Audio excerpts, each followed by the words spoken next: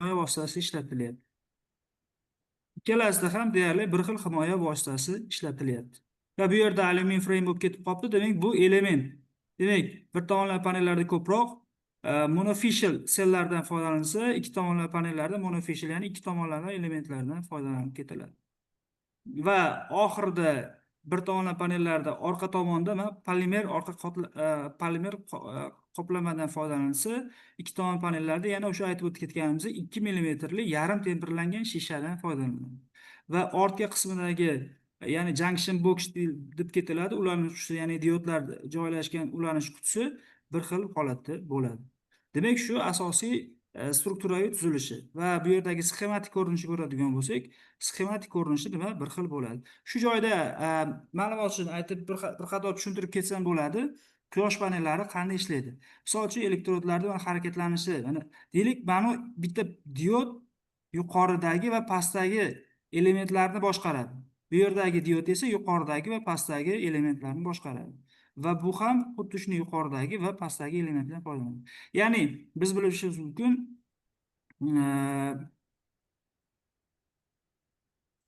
tokimiz elektron harakatlanayotganda mana minus bu tomon, plus bu tomon. Biz bilamiz, elektron bunday harakatlanib, bunday bu tomonga ketadi. Xuddi shunday bu tomondan harakatlanib, yana bu tomonga nima ketadi. Bu yerda yana kelib bu tomonga o'tib, demak shunaqa holatda ketadi. Bu yerda ham xuddi shunday ketadi. Demak, mana tokimiz harakatlanishi shunaqa davom etib, demak minusdan plus tomonga elektronlar harakatlanadi. Lekin elektr tokini bilamiz, nima deyiladi? Elektr toki elektronlar harakatiga qarama-qarshi shartli ravishda tok bu tomonga oqyapti deb nima ko'riladi. Lekin elektronlar minusdan plusga harakatlanadi. Shu holatda bo'ladi. Endi o'sha ma'lumotni shu joyda aytib o'tib ketdik. Mana soylanish bo'lganda qanday bo'ladi desak, soylanish bo'lsa, misol bitta element soylansa, mana dioddan tok kelamasa, soylangan kelishda iloji yo'q. Kelamasa, tok kelishda iloji yo'q.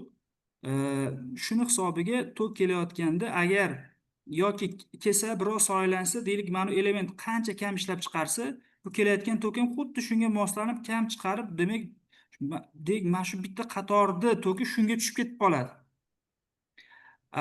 Endi agar diod mana soylanish darajasi yuqori bo'ladigan bo'lsa, nima bo'ladi? Diod to'laligicha ishlash faoliyatini to'xtatib, ikkala tomonni nima bloklab qo'yadi. Natijada bu ikkala qator to'liq ishdan chiqadi. Bu yaxshi tomoni bor, sababi kecha buni aytib o'tib ketdik. Diod bloklasa, tokni kamaytirib, butun stringga ta'sir qilmaydi, faqat bitta panelni o'zini bloklab, o'zidan to'g'ridan-to'g'ri ikkinchi panelga orqasi orqali o'tkazib. Bu juda yaxshi usul. Buni endi kecha to'liq tushuntirib berdim. Shuning uchun bugun bunga to'xtalib o'tmaymiz. Bu bo'yicha savollar bormi sizlarda? Bor, bitta savol bor. Aha. Panellarning xarakteristikasini qaraganda 6 ko'paytiruv 22, 6 ko'paytiruv 24 deyilgan.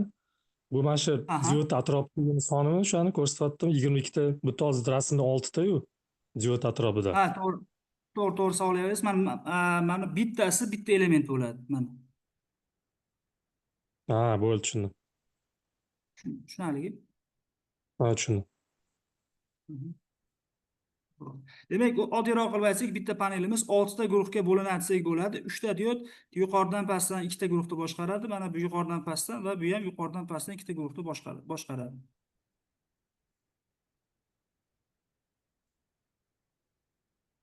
Demak, ketdi. Biz to'g'ridan-to'g'ri bir tomonlama va ikki tomonlama panellarda ustunligi kamchiligini gaplashib, oxirida ularni o'rnatishga bo'lgan talablar haqida gaplashamiz. Katta tadqiqot olib borilgan, ya'ni Buyuk Britaniyada 4 ta joyda bir xil joylashuv asosida bir tomonlama va ikki tomonlama panellardan foydalanib proyekt qilingan. Ya'ni bu proyektni ko'radigan bo'lsak, mana bu yerda yozilgan proyektning ma'lumotlari. Mana B1 va M1. B1da 8.1 megavatlik ikki tomonlama stansiya qurilgan. Xuddi o'shaning yonida nima bir tomonlama 65 kilovatlik stansiya qurilgan. Xuddi shuna qilib 4 ta hududga bir xil yo'nalishda, demak, bir tomonlama va ikki tomonlama quyosh panellari o'rnatilgan. Mana bu yerda o'rnatilgan panellarning ma'lumotlari ham bor. Ya'ni 375 vatlik 375 vatli ikki tomonlama va 395 vatli bir tomonlama. Demak, bularni hammasi mana ko'rishimiz mumkin. Bir xil 38 gradusda va yo'nalishi bir xil qo'yilgan va bularning natijasi tahlil qilingan. Keyingi slaydda tahlilni ko'rsak bo'ladi. Demak, mana ko'rishingiz mumkin, tahlil natijasi shuni ko'rsatadiki, mana birinchi proyektda mana L1 degan joy, bu birinchi loyiha. Ikkita proyekt bor. Bittasi bir tomonlama, bittasi nima? Ikki tomonlama. L2da yana xuddi shunaqa ikkita proyekt bor, bir tomonlama va ikki tomonlama. L3da va L4da. Demak, A proyektni ko'radigan bo'lsak, mana ko'rishimiz mumkin. Yashildagilar monoficial degani, shuning uchun ML deb qo'ygan. Demak, mana yashil ishlab chiqarish generatsiyasi bir tomonlama paneliga tegishli. Sariqlar esa ikki tomonlama panelga tegishli. Ko'rishimiz mumkin, o'rtacha yillik ishlab chiqarish birinchi obyektda 15% ko'proq ishlab chiqargan ikki tomonlama panel. Birinchi obyektda, ikkinchi obyektda ko'rishimiz mumkin, ikkinchi obyektda bu o'rtacha 16-17% atrofida ko'proq chiqargan. Uchinchi obyektni ko'radigan bo'lsak, uchinchi obyektda o'rtacha 17,131%, to'rtinchi obyektda esa 15,53% ko'proq elektr energiya ishlab chiqargan. Demak, asosan yoz oylarida ko'radigan bo'lsak, ikki tomonlama panellar ko'proq energiya ishlab chiqaryapti. Sababi quyoshdan kelayotgan nur radiatsiyasi ko'p, yerga tushib, uni qaytish ehtimolligi ham yuqori bo'ladi va shuni hisobiga yoz oylarida ikki tomonlama panellar yana ham ko'proq energiya beradi. Har oyda ko'proq beradi, lekin yoz oylarida ko'radigan bo'lsangiz ko'proq energiya berishi mumkin. Demak, birinchi solishtirishimiz kerak bo'lgan narsa, demak, ishlab chiqarish generatsiyasi. Demak, ishlab chiqarish generatsiyasida ikki tomonlama panellar o'z-o'zidan bir tomonlama panellarga nisbatan ko'proq elektr energiya ishlab chiqarar ekan. Birinchi bu ikki tomonlama panelda ustunligi. Demak, endi ikkinchi funksiyani solishtiramiz.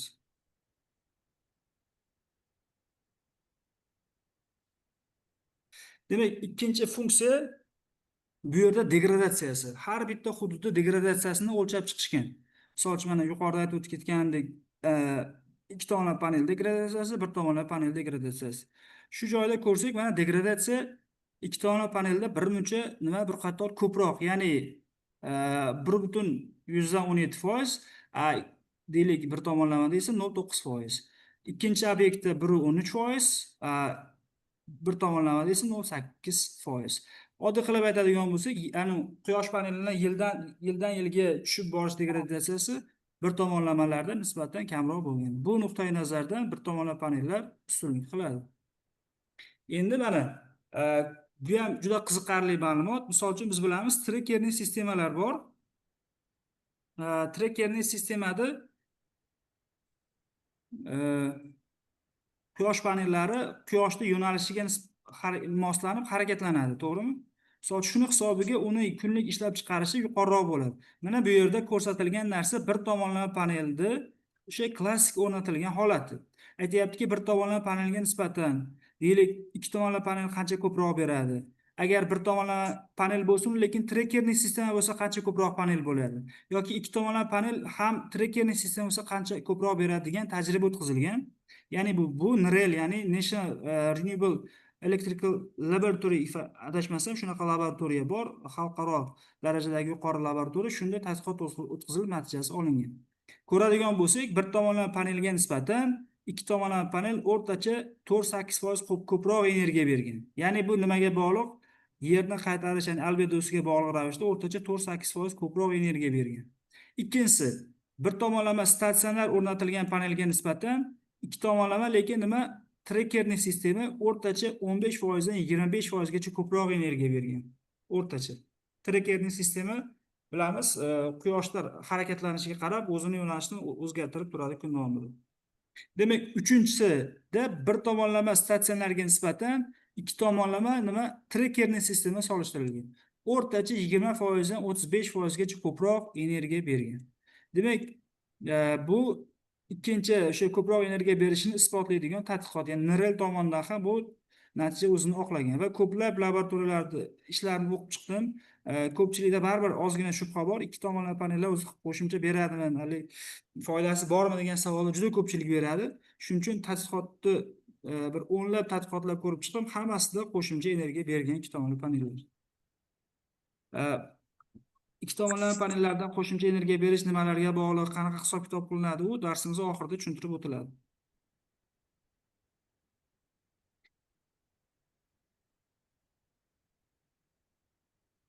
Demak, bu yerda ko'rishimiz mumkin. Ikkinchisi quyosh panellarini og'irligi. Misol uchun Haymon mahsulotini olganmiz. Haymon mahsulotini 635 vattdan 645 vattgacha bo'lgan ikki tomonlama panellarimiz o'rtacha 33,5 kilogramm tashkil qiladi. Bir tomonlamalar esa bu 28,5 kilogramm tashkil qiladi. O'rtacha 15% og'irligi kamroq. Bir tomonlama panellar. Buni bir qancha ustunliklari bor. Birinchisi, quyosh panellari yengil bo'lganligi uchun u yerda xizmat ko'rsatadigan xodimlar uni osonroq tomga olib chiqish kerak bo'lsa, osonroq olib chiqadi yoki o'rnatayotganda o'sha metall konstruksiyani ustiga qo'yish, toshish jarayonlarida bir qancha qulayliklar yaratadi.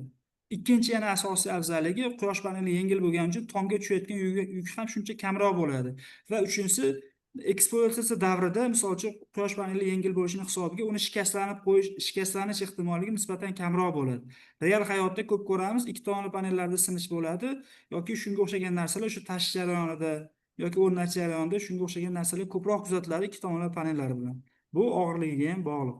Demak, bu tomondan qaraydigan bo'lsak, ikki tomonlama panellarga nisbatan bir tomonlama panellar ustun bo'lib chiqyapti. Savollar bormi?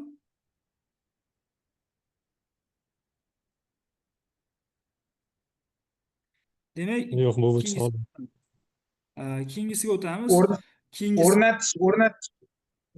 O'rnatish uslovlari bo'yicha bo'ladimi yo mana shu yerda savol bersak bo'ladimi? Bo'ladi. O'rnatish uslovlari bo'ladi. Videolari bilan qo'yib beraman oxirida. Bo'ldi. Yo, bo'lmasa agar juda shunga bog'liq bo'lib ketsa, berib ketsangiz bo'ladi. Xo'p, vyrobotkani ko'rsatdingiz. O'sha umumiy generatsiyani raznicasida bizada ko'p obyektlarni ko'ryapmiz. Korxonalar mana biz sizlarga o'sha ikki tomonlama o'rnatib beryapmiz, bu ko'proq generatsiya beradi deb berishyapti, lekin o'rnatilayotgan joyi, o'rnatilayotgan sharoitlari umuman ikki tomonlama panel o'rnatishga yoki umuman to'g'ri kelmaydi, yoki o'rnatgandan olinadigan foyda hech qanaqa klientga hech qanaqa katta nima deydi, farq bermaydigan joylarga o'rnatishyapti. Ya'ni qaytish, ya'ni quyosh nurini qaytish darajasi o'ta past yoki umuman bo'lmagan joy yoki gluxoy, ya'ni orqa tomon gluxoy joylarga ham ikki tomonlama o'rnatyapmiz, bundan effekt katta bo'ladi deb o'rnatishyapti. Tushundim men sizni. Savolingiz to'g'ri. Afsuski bizda birorta joyda men shaxsan o'zim deyarli ko'rmaganman. Ikki tomonlama panellarda birorta hisob-kitobini qilishdi. Ya'ni balandligi bo'yicha, qandaydir oraliq masofani saqlash bo'yicha yoki o'sha joyda o'rganib turib albedosi qanaqaligini hisob-kitob qilishi bo'yicha yoki bo'lmasa ikki tomonlama panel o'rnatganda qo'shimcha energiya ishlab chiqarib, toki oshishini hisobiga invertorga ko'rsatish mumkin bo'lgan zararlari bo'yicha izlanib, keyin o'rnatilgan jarayonlar deyarli men endi ko'rgan obyektlarimni ko'rmaganman. To'g'ri aytyapsiz. Ko'pincha ikki tomonlama panellardan qo'shimcha energiya olish uchun bir qancha nimalar bor, sabablar bo'lishi kerak. Ya'ni talablar bor. O'sha talablarni bajarsangizgina ko'p qo'shimcha energiya olsangiz bo'ladi. Bu bo'yicha o'sha slaydda oxirida nimalarga bog'liq ikki tomonlama panellar qo'shimcha energiya berishini aytib o'tib ketaman. Rahmat. Endi keyingisi mexanik mustahkamlik. Umumiy panelda mexanik mustahkamligi nuqtai nazaridan oladigan bo'lsak, panellarda o'sha neytral qatlam degan tushuncha bor. O'sha deylik, panellar qanaqadir yuk tushadi, tevadan yuk tushishi mumkin yoki pastdan qarama-qarshi tomonga yuk tushishi mumkin. O'sha yuk tushayotgan paytda quyosh panellarining elementlari bir tomonlama panellarda neytral qatlamga dan biroz uzoqroq bo'ladi, neytral qatlamdan, va buning natijasida yuk tushganda ozgina ta'sirlanish ehtimolligi yuqori bo'ladi. Ikki tomonlama panellarda neytral qatlamga nisbatan juda yaqin bo'lganligi uchun yuk tushishini hisobiga o'sha elementlar, uning ichidagi elementlarning zararlanish ko'rsatkichi bir qancha pastroq bo'ladi. Mana misol uchun deylik, bir tomonlama quyosh panelini mana bu yerda mexanik sinovdan o'tkazilgandan keyin natijasi olingan. Bu yerdagi qizillar zararlanish ko'pligini bildiradi, ko'klar zararlanish kamligini bildiradi. Misol uchun ko'rishingiz mumkin, qizil zararlanish ko'rsatkichlari bir tomonlama panellarda ancha yuqori ikki tomonlama panellarga nisbatan. Demak, umumiy panelda mexanik nuqtai nazardan oladigan bo'lsangiz, ikkala tomonda shisha ishlatilganligini hisobiga yuk tushayotganda egilib o'sha neytral muhitdan uzoqlashgan elementga ta'sir qilish ehtimolligi kamroq, bir tomonlamada ko'proq bo'ladi. Ikkala tomonda ham shisha bo'lmaganligini hisobiga. Ikki tomonlamada o'sha egilish nimasidan neytral qatlamda element uzoqda bo'lmaganligi uchun yaqinroqda, ya'ni neytral qatlam deganda panellar tevasidagi egilishini hisobiga o'rtada ta'sir qilmaydigan qatlam bo'ladi. O'sha ta'sir qilmaydigan qatlamga yaqinroq bo'lganligi uchun umumiy olib qaraganda mexanik zararlar kamroq bo'ladi ikki tomonlama panellarda. Demak, bu nuqtai nazardan oladigan bo'lsak, ikki tomonlama panellar yutib chiqadi.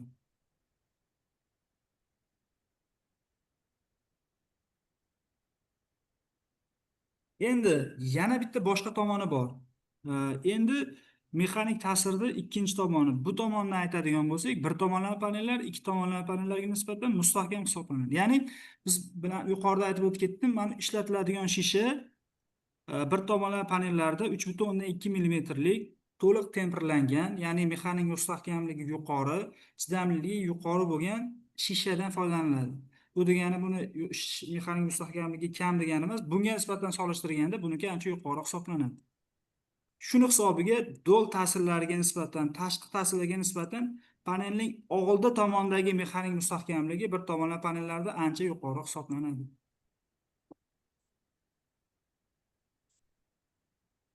Tushunarli bo'lyaptimi? Ha, tushunarli.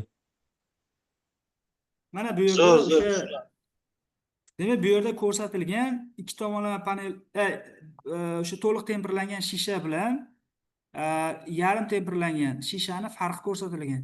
Endi ko'pchilik tushunmasligi mumkin, to'liq temperlangan deb yozib ketmaydi datasheetda, shuning uchun o'qishingiz mumkin temperate glass deb yozib ketiladi. Datasheetda bir tomonlama panellarda, ikki tomonlama panellarda ko'rsangiz heat stringent glassed yoki bo'lmasam semi temperate glassed, ikkalasi bitta narsa. Demak, shunaqa shishalardan ishlatiladi. Demak, ko'rsangiz mexanik mustahkamlik nuqtai nazardan oladigan bo'lsangiz ham ancha yuqori hisoblanadi. Yoki haroratda ishlov berish darajasi ham ancha yuqoriroq hisoblanadi. Do'llarga nisbatan ta'sirini ko'radigan bo'lsangiz ham ancha yuqoriroq hisoblanadi. Harorat farqiga qarab ko'radigan bo'lsangiz ham, demak, temperlangan shisha yarim temperlangan shishaga nisbatan ancha yuqori hisoblanadi. Bu nuqtai nazardan oladigan bo'lsak, bir tomonlama panellarda shu oldi shishasi yuqori darajadagi shisha bo'lganligini hisobiga old tomondagi zarbalarga nisbatan chidamliligi yuqori bo'ladi. Keyingisi degradatsiya ko'rsatkichi. Degradatsiya degani panellar yildan yilga ishlab chiqarish quvvatini kamaytirishi tushuniladi. Misol uchun, bu yil oddiy qilib aytadigan bo'lsa 100 kvatlik 100 wattlik panel bo'lsa, keyingi yili 99 wattga. Shunaqa bo'lib tushib ketishi nazarda tutiladi. Demak, degradatsiya ko'rsatkichi qaysi panelda, demak, yuqoriligini tekshirib tadqiqot qilgan Longi kompaniyasi. Demak, Longi kompaniyasi mana ko'rishingiz mumkin, bir tomonlama panel bilan ikki tomonlama panelni Demhit sinovida tekshirgan. Demhit degani bu yuqori namlik va yuqori issiqlikda quyosh panellarining kameraning ichiga tiqib tekshiradi. O'zi IEC standarti bo'yicha 1000 soat tekshirish kifoyalanadi. Ya'ni minimal talab 1000 soat yetadi. 1000 soat degani o'rtacha 42 kun degani. Lekin Longi kompaniyasi 2000 soat va 3000 soatga ham tekshirib ko'rgan. Shunda tekshirganda, demak, Longining o'sha BC texnologiyali quyosh panelini tekshirib ko'rganda, demak, 1000 soatlik tekshiruvda 1% degradatsiyaga uchragan. Longining ikki tomonlama paneli 0,89%, ya'ni 1% dan kamroq degradatsiyaga uchragan. Topcon texnologiyali panelni ko'radigan bo'lsangiz, bir tomonlama Topcon texnologik panel 5,75% degradatsiyaga uchragan. Bu juda ham katta. IEC standarti o'zi 5%, shundan ham oshib ketib qolgan. Ikki tomonlama panelni ko'rsangiz 2,2% ga. O'z-o'zidan solishtiradigan bo'lsangiz, endi mana bu yerga borib qarasangiz, yana ham degradatsiya ko'payib ketgan. Bu nima deganini bildiradi? Mana bu yerda 25 gradus harorat va 40% namlikda o'rtacha panellarda 20, 40 va 60 yillik ishlashlari tajriba qilingan. 20 degani mana 1000 soat, 40 yil degani mana 2000 soat, 60 yil degani, demak 3000 soat nuqtai nazardan solishtirib ketilgan. Ko'radigan bo'lsangiz, demak yuqori namlikka nisbatan nimaga namlik yuqori bo'lsa, ikki tomoni panel shishasi chidamli bo'ladi? Sababi ikki tomoni panel ikkala tomonda ham shisha ishlatiladi. Shishani namlikka nisbatan mustahkamligi orqadagi oddiy bir tomoni panellardagi polimerga nisbatan yuqori hisoblanadi. Shuni hisobiga polimer qatlarida ozgina bo'lsa ham namlik kirish ehtimolligi bor. Namlik kirishi natijasida panellarda germetikasi bor aytdik-ku, POE va EVA dedik. U bilan reaksiya kirishi mumkin. Reaksiya kirishi natijasida elektrodlarga zararli moddalar yetib borib, elektrodlar zararlab qo'yishi mumkin, ya'ni zanglab qolishi yoki ishdan chiqish ehtimolligi bor. Endi bu juda ham kam miqdorda, lekin umumiy ikkalasini solishtirgan nuqtai nazardan aytsak, shu narsa bor. Nima sababdan mana bu yerda aytishingiz mumkin, bir tomonlama lonji panelda atiga 1%, to'pkonda 5-7% siz, sababi lonjini bir tomonlama panelida elektrodlar kumush, alyumin va qo'rg'oshindan tayyorlanadi. Ikkala to'pkonda ham, lonjida ham. Faqat lonjida tayyorlanadigan elektrodlar to'pkonga nisbatan 6 marta kamroq qo'rg'oshin ishlatadi. Bu degani ko'proq kumush ishlatadi.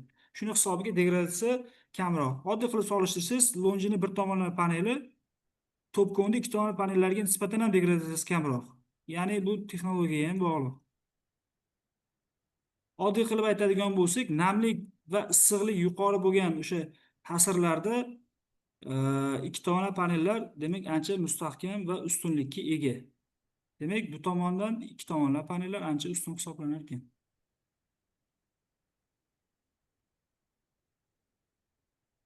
Bu bo'yicha tahliliy prezentatsiya ham bor. Har bitta narsa chuqur o'rgatilib, tahlil qilingan. Ularni olib tashladim, sababi juda ham ma'lumot ko'payib ketmasin, ularni olib qo'ydim. Va keyingisi, qorli hududlarga qaysi bir panellar yaxshi? Qorli hududlar uchun ikki tomonlama panellar yaxshi hisoblanadi. Sababi biz bilamiz, qor yoqqanda quyoshdan nur old tomonga yutilishi deyarli imkonsiz bo'ladi. Lekin orqa tomonda quyosh paneli quyosh qoplamaganligini hisobiga quyosh nuri tushib orqaga nima qaytadi. Qaytishi natijasida ozgina bo'lsa ham quyosh paneli tok ishlab chiqarishni boshlaydi. Natijada bu panelni ozgina bo'lsa ham qizdiradi. Qizishi natijasida qor ozgina eriydi.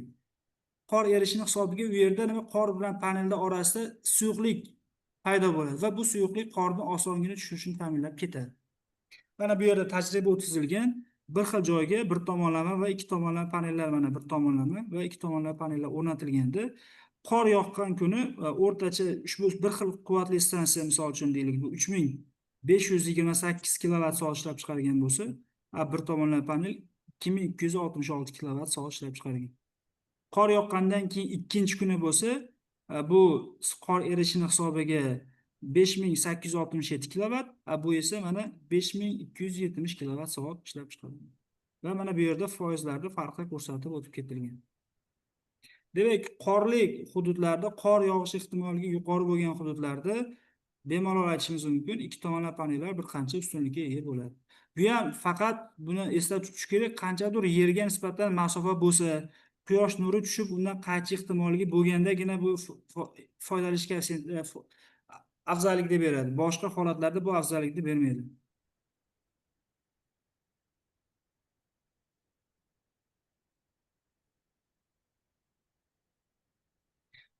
Tushunarli bo'lyaptimi? Ha.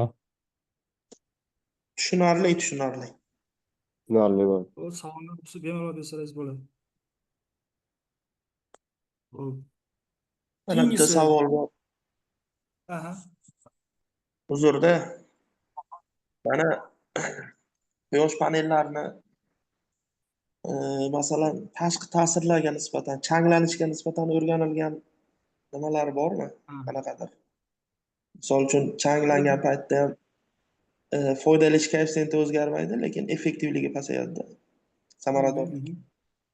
Shunda shunaqa o'rganishlar qanaqadir yoki O'zbekiston sharoitida yoki jahon o'sha nima deydi, amaliyotida shunaqa ishlar o'rganilganmi? Savol. Rahmat savol uchun. O'rganilgan. Bu narsa juda ko'p olimlar tomonidan o'rganilgan, xalqaro ekspertlar tomonidan o'rganilgan. Shu bilan birga lonjini o'zida ham o'rganilgan. bu bo'yicha video ham qilib chiqqanmiz. Misol uchun changlanishda quyosh paneliga 3 ta ta'siri bor. Birinchi ta'siri quyosh panelining ustini chang qoplab oladi va bu natijada quyosh nurining yutilishi kamayib, kamroq energiya beradi. Bu birinchi ta'siri. Ikkinchi ta'siri, quyosh panelining ustida chang tushishi natijasida bu chang ma'lum bir miqdorda o'zida namlikni saqlab qoladi. Namlikni saqlab qolishi natijasida chang va quyosh paneli o'rtasida reaksiya boshlanib, degradatsiyaga olib keladi chang. Quyosh panelining ustidagi o'sha shisha qoplamasini shaffoflik xususiyatini kamaytirishga olib keladi. Ikkinchi salbiy ta'siri.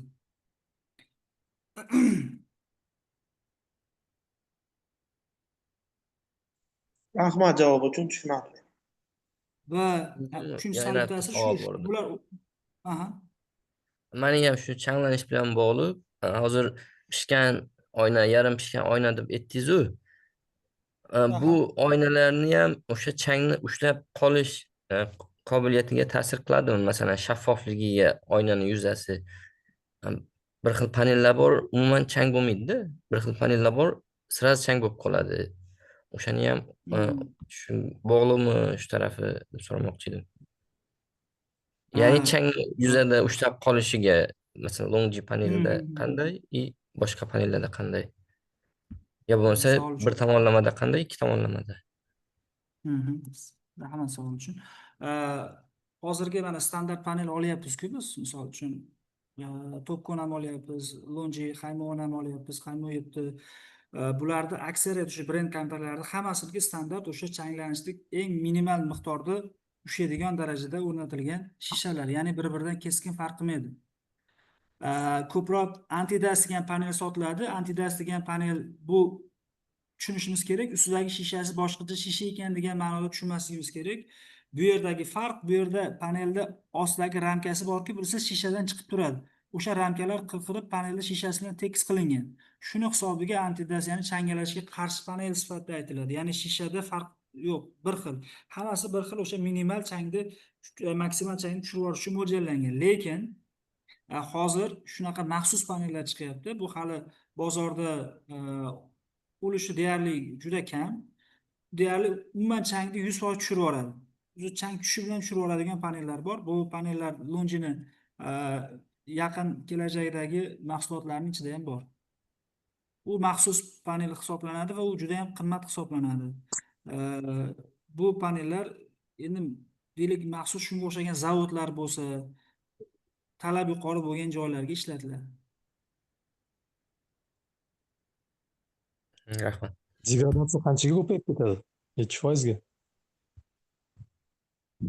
Panel soyalanish bo'lishini hisobiga, mana misol uchun soyalanish bo'lsa, hozir o'sha bitta ma'lumot aytmoqchiman. Changni aytdingiz, chang bo'lsa degradatsiya ko'payadi dedingiz. O'shani necha foizga, masalan, 30 yil garantiya berilyapti-yu hozir. 87 ga tushadi 30 yilda. Chang bo'lib tursa, masalan, bir oyda bittati yuvilsa, o'sha necha yil boradi?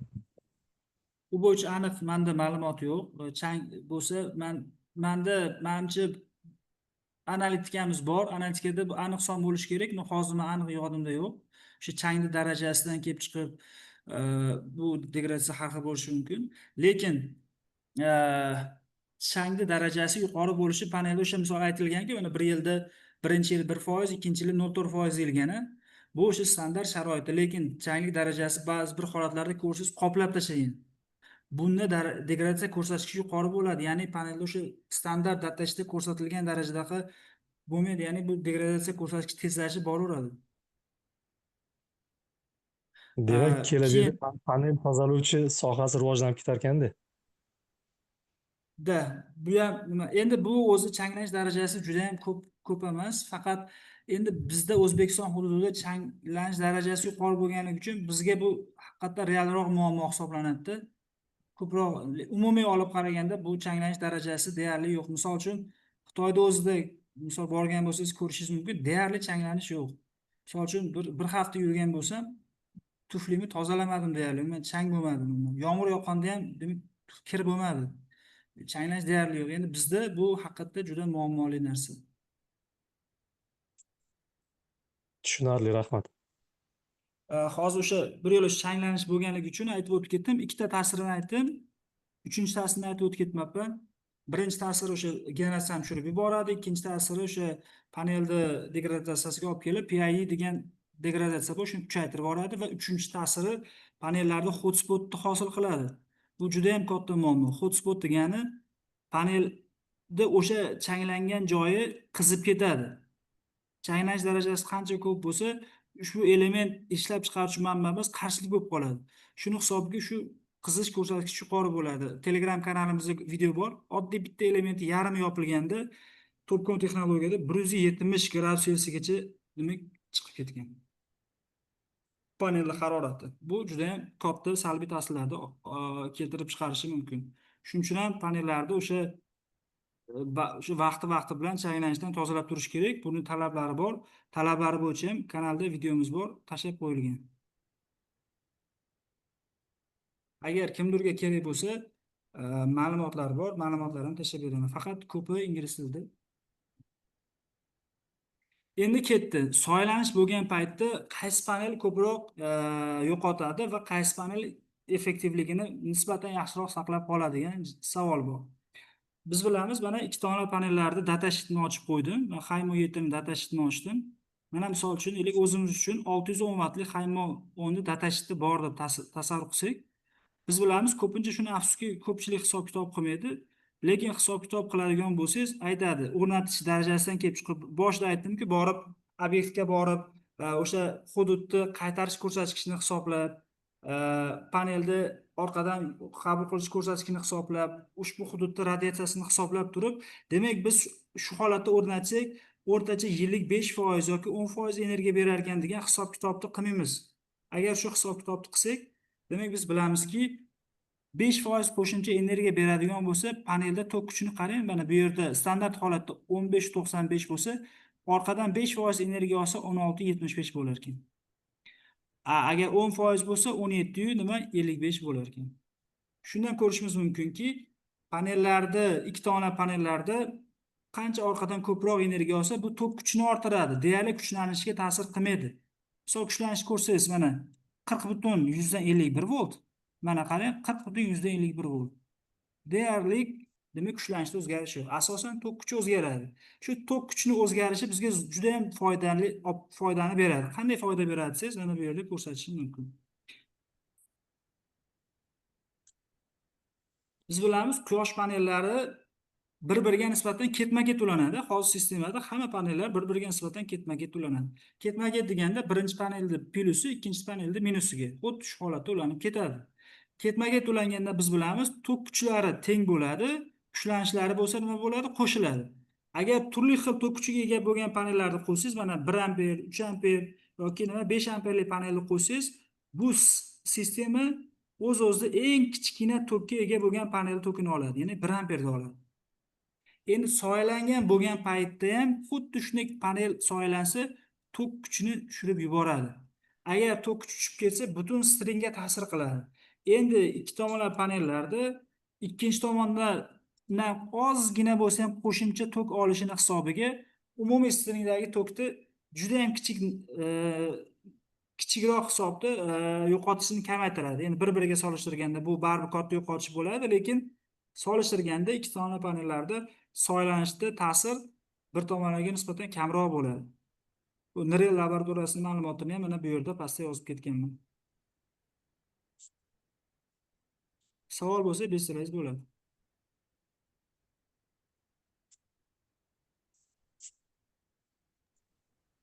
Tushunarli, rahmat. Sog' bo'ling. Endi keyingisi issiq vaqt bo'lganda qaysi panel effektivroq ishlaydi? Misol harorat yuqori bo'lgan paytda, misol ayniqsa O'zbekistonda biz bilamiz, juda ham haroratimiz yuqori. Qaysi panel yaxshiroq ishlaydigan savolga mana bu yerda javob bor. Ikki tomonlama panellarda orqasida biz bilamiz, ikkala tomonda ham shisha ishlatiladi. Shisha issiqlikni ko'proq ushlab turadi polimer qoplamaga nisbatan. Qancha issiqlik o'zida ushlab turiladigan bo'lsa, quyosh panellarining samaradorligi ham xuddi shunaqa tushib ketadi. Mana bitta laboratoriya sharoitini olib hisoblanganda ko'rishingiz mumkin. Mana bu yerda birinchi nazariy hisob-kitob qilingan, simulятsion tahlil olingan. Simulятsion tahlilda mana ikki tomonlama panelda qizib ketishi ko'rsatilgan, mana qizil ikki tomonlama panel. Ko'ki nima? Bir tomonlama panelda bir xil hududda qizishi. Mana vaqt qancha quyosh paneli net soat oftobda turibdi va uni daraja qizishi qancha bo'lyapti. Va mana yashil tashqi muhitda nima harorati. Tashqi muhit haroratiga nisbatan quyosh paneli harorati 20-30 gradus atrofida balandroq yuradi, bilamiz. Ko'rishimiz mumkin, simulyatsiya holatda ikki tomon panellarda harorat yuqori. Va mana bu yerda real tajribada ham ko'rishimiz mumkin. Ikki tomon panellarda o'rtacha 10 gradus 15 gradusgacha vaziyatdan kelib chiqib harorat yuqori bo'ladi. Quyosh panelining harorati qancha yuqori bo'ladigan bo'lsa, uni samaradorligi shuncha tushib boradi. Demak, bu nuqtai nazardan oladigan bo'lsak, bir tomonlama panellarimiz ustunlikka ega ekan. Sababi o'sha bu yerda bizga qo'shimcha energiyani beryapti. Tushunarli bo'ldimi bu ma'lumot? Tushunarli. Tushunarli. Rahmat. Rahmat. Endi mana bu yerda umumiy xulosa qilib ketyapmiz. Bir tomonlama panellar bilan ikki tomonlama panellarni oxiridagi natijaviy farqi. Birinchi farqi narxida, narxi bir tomonlama panellarda arzonroq bo'ladi ikki tomonlama panellarga nisbatan. Ikkinchi farqi qizil ko'rsatganligim bu ustunlik berayotganligini ko'rsatadi. Qizillar ustunlikni ko'rsatadi. Mexanik mustahkamlik yuqorida aytdim, o'sha yuqoridan bosim tushganda elementni mikroyorug' hosil bo'lish ko'rsatkichi bir tomonlama panellarda ikki tomonlamaga yuqori. Shuning uchun ikki tomonlama panellar bu yerda ustunlikka ega bo'ladi. Ya'ni namlikka qarshi chidamliligi, ya'ni degradatsiya kamroq bo'lishi aytib o'tib ketdim, ikki tomon panellarda yuqori hisoblanadi.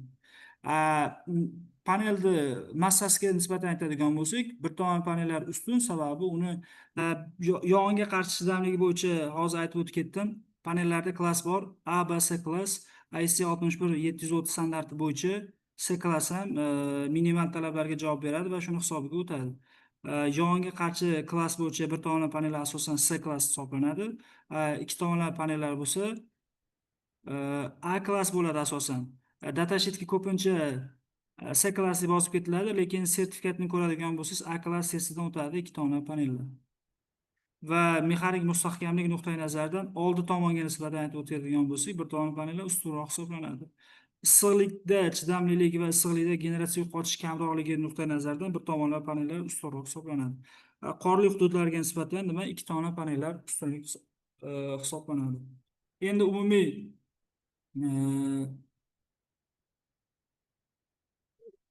umumiy xulosa qiladigan bo'lsak, bir tomonlama panellar tomlarga kichik burchakda yopishtirib o'rnatiladigan holatlarda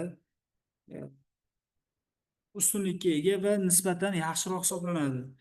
Ikki tomonlama panellar bo'lsa, ko'proq tomlarga qanaqadir tekisroq tomlarga o'rnatganimizda, misol tekisroq tomga kattaroq burchakda o'rnatganimizda yoki bo'lmasa yerlarga o'rnatayotganimizda, qanaqadir yerga nisbatan balandlik bo'lganda yoki qanaqadir kattaroq burchak hosil qilish imkoniyati bo'lganda biz ikki tomonlama panellardan foydalanganimiz ancha ustunroq hisoblanadi. Sababi bu ham mexanik nuqtai nazaridan, ham namlikka chidamligi nuqtai nazaridan, ham qo'shimcha energiya olish nuqtai nazaridan bu ustunlikni bizga beradi.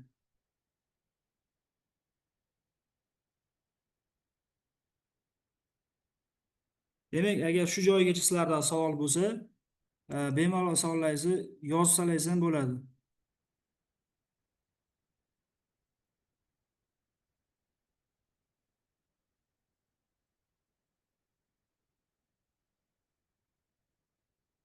Savollaringiz bo'lmasa, keyin ikkinchisiga o'tib ketamiz. Hozir mana o'zimizga o'zimiz qilamiz. Hozir sizlarni majbur o'chirib qo'ydim. Sizlar savol bera olmay qolyapsizlar. Keyin yozish kerak bo'ladi. Ochib qo'ysam, bu muammo bo'lyapti.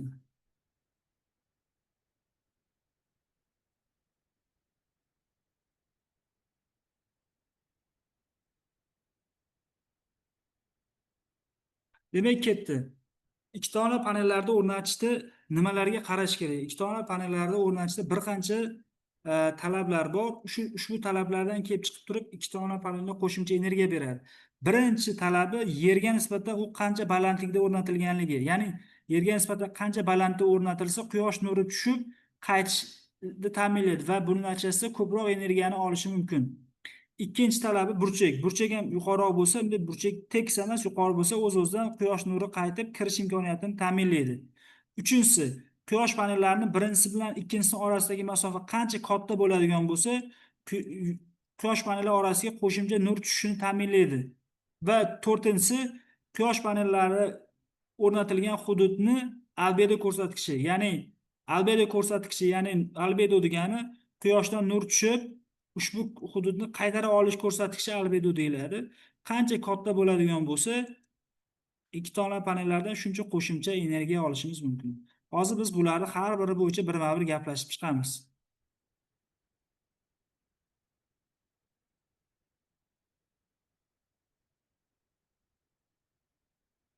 Demak, biz bilamiz, ikki tomon panellar qo'shimcha orqadan ham energiya oladi.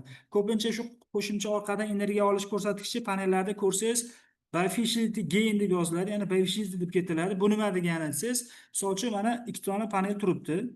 Ushbu ikki tomon panelda orqa tomonini xuddi shu oldiga nisbatan o'rnatganda, orqa quvvatini, oldidagi quvvatni necha foizni beradi degan. Misol uchun mana bu formulada ko'rsatilyapti. Misol uchun deylik, quyosh panelining oldi tomonidagi quvvati o'zimiz uchun deylik 600 vattlik panel bor. Shu 600 vattlik panel necha vatt quvvat beryapti? Misol uchun shu 600 vattlik panelimiz deylik mana 500 vatt quvvat beryapti. Agar 500 vatt quvvat berayotgan bo'lsa, o'z-o'zidan hisoblashimiz mumkin. Demak, buni bifaciality ko'rsatkichi 83 ga teng ekan deyish mumkin. Hozirgi kundagi panellarda aksariyatini shu qaytarish ko'rsatkichi 80% ni tashkil qiladi. Ya'ni qabul qilish tomoni, ya'ni orqa tomonni qabul qilish ko'rsatkichi 80% ni tashkil qiladi. Ko'p panellarda.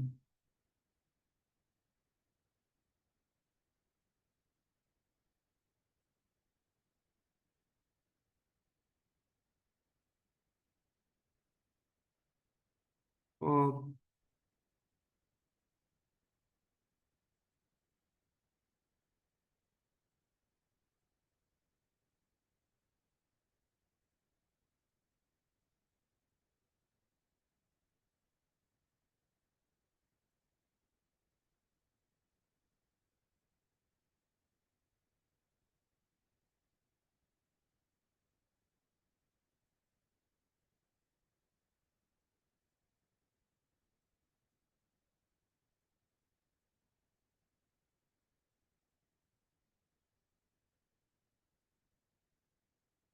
Demak, o'sha har bir hududda yuqorida aytib o'tib ketgandek, o'zini albedo ko'rsatkichi bor. Misol uchun deylik, maysazor bo'ladigan bo'lsa, maysazorlar o'rtacha 26%, koeffitsient aytadigan bo'lsak 0,26 koeffitsient tashkil qiladi. Misol uchun deylik, 100 vatt quyoshdan yerga radiatsiya tushsa, uni bor yo'g'i 26 vattini qaytara oladi xolos degani. Qorlarda ko'rsatkichi 82%, ya'ni 0,82 tashkil qiladi. Sababi qor oppoq bo'lgani uchun kelayotgan nurda o'rtacha 82% ni qaytara oladi. Qora asfalt bo'lsa, bu juda ham qaytarish ko'rsatkichi kichkina, albedosi kichkina, bor yo'g'i 9-10% nurni qaytara oladi xolos. O'z-o'zidan qora asfaltli joyga quyosh panelini qo'ysangiz, bu yerdan misol tushgan nurni bor yo'g'i 10% ni qaytaradi. Bu 10% ni ham ozgina qismini quyosh panellari qabul qilishi mumkin xolos. Deylik, quruq qumlik joylarda o'rtacha 20% dan 35% gacha qaytarishi mumkin. Sementlik, betonlik o'sha stechkalar bo'ladigan bo'lsa, 25% dan 35% gacha qaytarishi mumkin. Mana qizil tomlarni ko'radigan bo'lsak, bularda 33% gacha qaytarish mumkin. Bularning hammasi PVC dasturida bor. Misol uchun siz o'rnatadigan hududingizni hisoblayotganingizda, o'sha hudud nimadan tashkil topganligini aniqlab, bemalol albedo ko'rsatkichini qo'yib kelsangiz, shunga qarab turib sizni stansiyangizni simulyatsiya qiladi. Demak, albedo ko'rsatkichi 0 bo'lsa, bu tushayotgan nurni qaytarmayapti degani, 100 bo'lsa, tushayotgan nurni 100% qaytaryapti degani. Demak, 0 dan 100% oraligacha bo'ladi bu albedo ko'rsatkichi.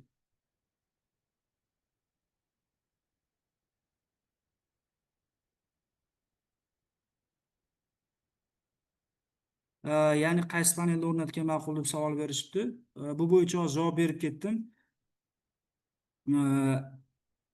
Agar sizni betonlik tekis tom bo'ladigan bo'lsa, unga qanaqadir kattaroq burchagida o'rnatish imkoniyati bo'ladigan bo'lsa yoki yerga o'rnatish holatlari bo'lsa, ikkitona panellar ancha ustun hisoblanadi. Agar siz uchburchakli tomlarga panelni deyarli shu yopishtirib bir xil burchagida qo'yib ketadigan bo'lsangiz, quyoshning nuri tushib qaytish imkoniyati deyarli yo'q yoki juda kam bo'ladigan bo'lsa, bu holatda bir tomonlama panellar yaxshi hisoblanadi.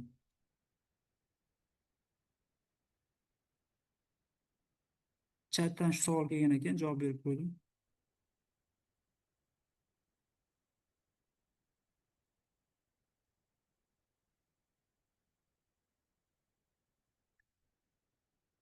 Hozir sizlar gapirsangiz bo'ladi, menimcha hozir. Ochib qo'ydim adashmasam.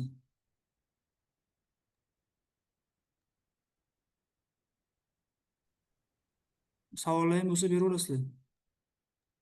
Qarang, mana cho'l sharoitida, issiq ob-havo sharoitida, mana hozir tog' sharoitida o'rnatilishi ikki tomonlamani yaxshiligini tushuntirib o'tdingiz. Mana issiq cho'l sharoiti, janubiy hududlarga qaysi panellar ko'pincha tushadi? Ikki tomonlamami yo bir tomonlamami? Shuni qaysi ma'qulroq o'rnatgan? Chunki sal chang ob-havo ham bo'ladi u hududlarda, issiq ham bo'ladi. Tushunarli. Rahmat savol uchun.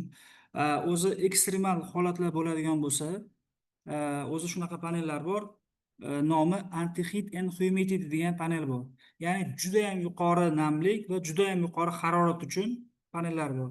Bu misol uchun biz o'zimizda Hayma 6 da ham bor, Hayma 10 da ham bor. Ya'ni O'zbekiston hududida deyarli sotilmagan. Lekin ushbu panellar o'rnatilgan ma'qul. U panellar asosan ikki tomonlama hisoblanadi va bularda afzalligi ichidagi germetikasi juda ham mustahkamlangan. Ya'ni biz aytdik EVA va PA qoplama bor dedik, germetika. Ko'p panellarda bir tomoniga EVA, ikkinchi tomoniga PA ishlatiladi. U nima aytgan panellarda ikkala tomoniga ham PA ishlatiladi va bir qancha uni mustahkamligi yana ham kuchaytirilgan bo'ladi. Siz aytayotgan joylarga o'sha maxsus panellarda foydalanish yaxshiroq. Endi bir tomonlama va ikki tomonlama keladigan bo'lsak, agar yerga nisbatan o'rnatiladigan bo'lsa, shu qanaqadir burchak ostida ikki tomonlama panel baribir yaxshi hisoblanadi.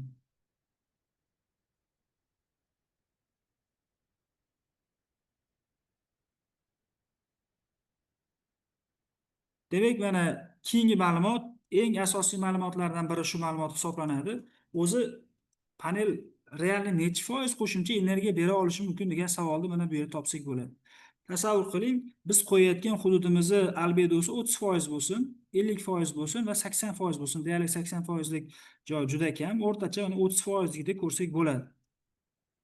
Misol uchun o'sha maysazor bo'lsa yoki deylik yuqorida o'tib ketgan tuproqlik joylar bo'lsa, 30% atrofida bo'ladi maksimum. Agar biz o'rnatayotgan panelni balandligi, misol yerga nisbatan balandligi 30 sm bo'ladigan bo'lsa, yerga nisbatan eng past hudud 30 sm, ya'ni past tomoni 30 sm bo'lsa, mana oddiyroq tushuntirishi, mana panelni o'rnatamiz, xuddi shunaqa qilib. Shu demak, past tomoni 30 sm bo'lsa, maksimal darajada biz 7% gacha quvvat ola olamiz xolos. 7% atrofida. Demak, u 20%, 25% va'da qilish juda ham noto'g'ri. Agar Biofishing ko'rsatkichi 50% bo'ladigan hududga eng kam tomonni 30%, 30 sm qilib qo'yadigan bo'lsak, maksimum 12% gacha qo'shimcha olishimiz mumkin. Agar biz 0.6 metr, ya'ni 60 sm qilib qo'yadigan bo'lsak, 10% gacha qo'shimcha energiya olishimiz mumkin 30% lik ko'rsatkichdan. Demak, bu realrog'i 30% olib ketganimiz yaxshi va yerga nisbatan ostki qismini 60 sm qilib ko'tarsak, maksimal 10% gacha yillik energiya olishimiz mumkin. Bu 20% va'da qilayotganlar hisob kitobini qilib va'da qilish kerak. Unaqa katta va'da qilib olmaslik kerak. Sababi hech qachon biz panellarni deyarli 60 sm yerdan baland ko'tarib o'rnatmaymiz deyarli. Ko'p holatlarda.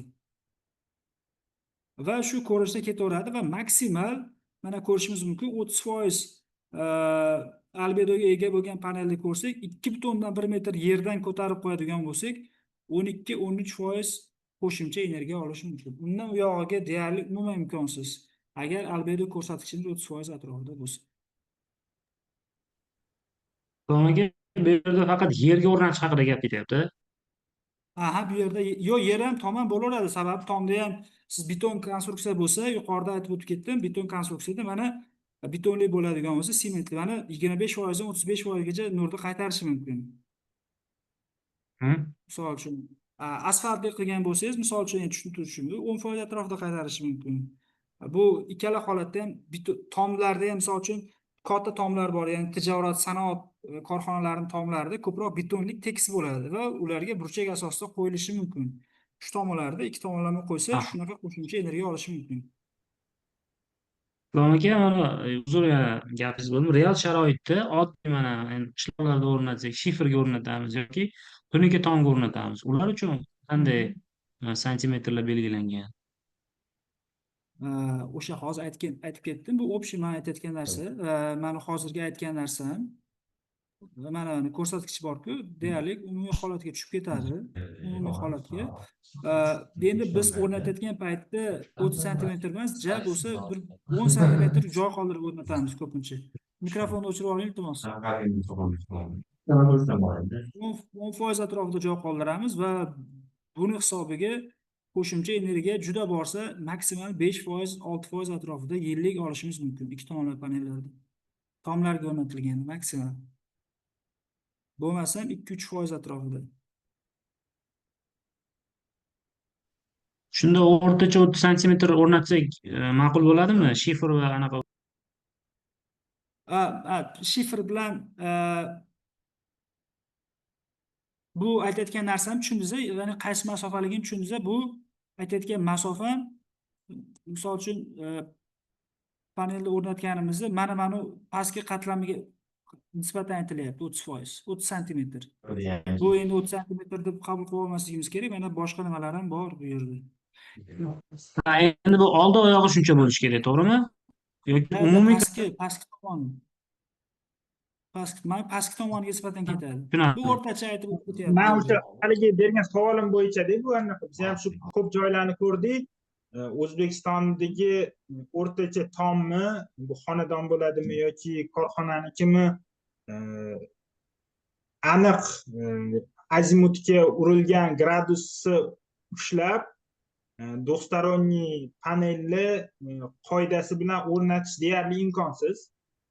Yoki biza umumiy generatsiyani qanchadir foizdan voz kechib orqasiga effektini ko'paytiramiz deb berishimiz mumkin, lekin ana nima edi chap cho'nchakdan olib o'ng cho'nchakka solganda ish bo'ladi, lekin ortiqcha metall konstruksiya rasxodi bo'ladi. O'zbekiston sharoitida shuning uchun ishlab chiqarishdami yoki xususiy sektorga tomiga двухсторонний panelni qoidasi bo'yicha o'rnatib o'sha o'rtacha endi O'zbekistonda bizaga yetishgan, ya'ni shu kungacha e'lon qilib kelishayotgan ya'ni olayotgan foydali koeffitsiyenti 15% gacha olish mumkin deb e'lon qilishadi. Shuncha rashodlarni ko'rganmiz, loyihalarni shunaqa ko'rsatishgan. Lekin u 15% ketidan tom sharoitida hech qanaqasiga quvlab yetib ham bo'lmaydi. Biz qancha rashodlarni qildik, ya'ni birinchidan ekonomikasi ham, keyinchalik u narsani xuddi shu texnik tomondan, ya'ni aytganingizdek invertorga qabul qilish, invertor ekspluatatsiyasida to'g'ri ishlashiga ham juda ko'p savollar paydo bo'ladi. Shuning uchun tom sharoitida imkon darajasida o'sha bir tomonlama ishlatib, to'g'ri azimutga gradus solib, foydasini ko'paytirgan yaxshi, chem ikki tomonlamani foydasiga erishaman deb ko'p konstruksiya ishlatish yoki qoidaga rioya etmagan holda noto'g'ri burchak asosida qo'yish bilan. To'g'ri. Savol javobingizga qo'shilaman. Biz o'zimiz ham ikki tomonlama panellar, burchakli tomlar, misol uchun katta bir gradusda qo'yilmaydigan tomlarga bir tomonlama panelni qo'yishni ko'proq tavsiya qilamiz. Sababi aytdimki, yengil bo'ladi. Ham tomga olib chiqayotganingizda, o'rnatayotganingizda panellarni sindirib qo'yish ehtimoli kamroq bo'ladi. Ham yuqorida aytib ketganimdek bir qancha o'sha afzalliklari ham bor. Endi yana bitta tomoni bor. Bu texnologiyaga ham bog'liq, qaysi texnologiyadagi panelligiga ham bog'liq. Misol uchun, agar to'pkon texnologiya bo'ladigan bo'lsa, bir tomonlama panelni deyarli ishlatmagan ma'qul. Shuning uchun to'pkon texnologiyali panel ishlab chiqaradiganlarda aksariyatni ko'rsangiz faqat ikki tomonlama chiqaradi. bir tomonlama to'pkon texnologiyani juda ham katta muammosi bor. Bu muammosi ular elektrodlari bor-ku, kontaktlari bo'ladi. Kontaktlarda ko'p qo'rg'oshin ishlatiladi. Qo'rg'oshin ko'p ishlatilganligi hisobiga aytdim, bir tomonlamada orqada polimer qatlam ishlatiladi. Bu ma'lum bir ma'noda o'sha namgarlik kirib, kontaktni zararlash ehtimolligini oshiradi. Shuning uchun bu bo'yicha tadqiqotim bordi, o'chirib yubordim, juda slaydim ko'payib ketyapti deb. Agar qiziqsalaringiz ko'rsatishim mumkin. Qiziqsalaringiz keyinroq men ko'rsatib berishim mumkin, qanaqa muammolar yuzaga kelishini bir tomonlama panel bilan.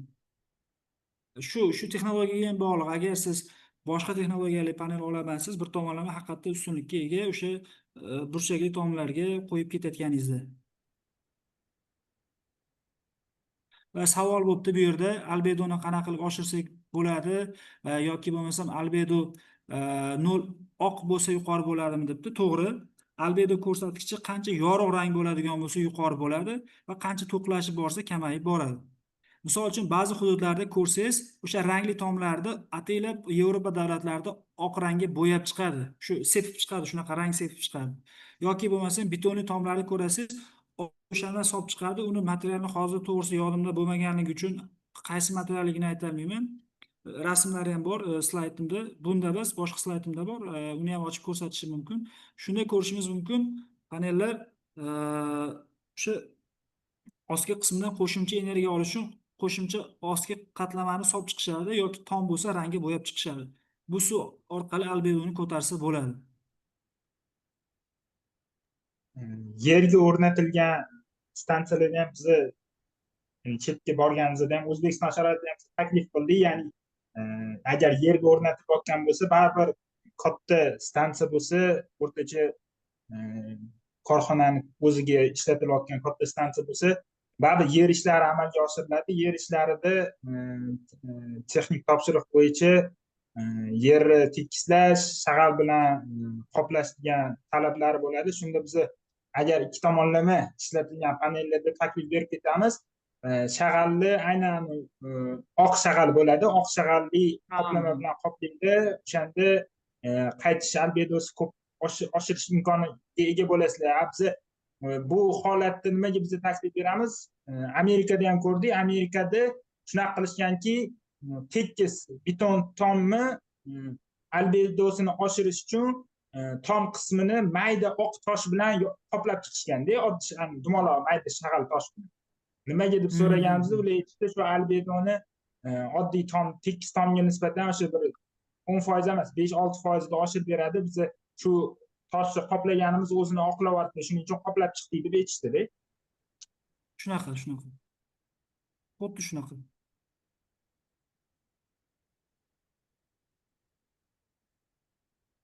Va yana bitta narsa bor. Bu misol uchun deylik, quyosh panellari o'rnatilayotgan hududni qancha qismini qoplaganligini ko'rsatadi. Va shundan kelib chiqib turib, quyosh misol uchun deylik 100 metr kvadrat joyingiz bor. Shu 100 metr kvadratni necha foizini quyosh paneli qoplagan? Deylik 80 metr kvadratini. Demak 80%. Ikkinchi holatda 100 metr kvadratlik joyga siz demak 60 metr kvadratlik sistema qo'ydingiz. Demak, bu sistema sizga ko'proq energiya beradi bunga nisbatan. Sababi quyosh panellari orasini ochib, ularni qatorlarini kengaytirish hisobiga quyosh nurining tushishi hajmi ortadi va o'z-o'zidan ishlab chiqarish energiyasi ham ortib boradi. Bu shuni ko'rsatyapti. Buni oddiyroq qilib tushuntirib ketyapman bu yerda.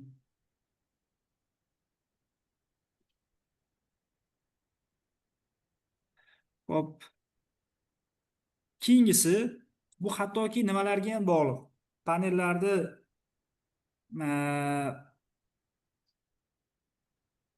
qatoriga, misol uchun nechta qator bo'ladigan bo'lsa, qo'shimcha kamroq energiya berib boraveradi. Qatorlar soni ko'paygan sari, mana misol uchun deylik, mana bitta qator bo'lganligi uchun qarasangiz, mana 8.2% beryapti.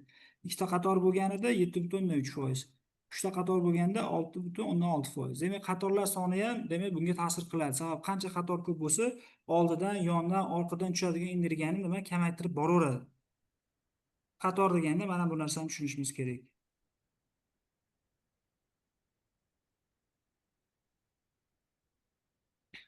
Va keyingisi o'sha panelni qatordan kelib chiqib bir qator bo'lsa, mana ko'rishimiz mumkin. Qator bir qator, lekin nechta panel bor? Ya'ni bitta qatorda nechta panelligiga ham bog'liq. Qancha panellar soni bitta qatorda kam bo'lsa, shuncha ko'proq energiya beradi.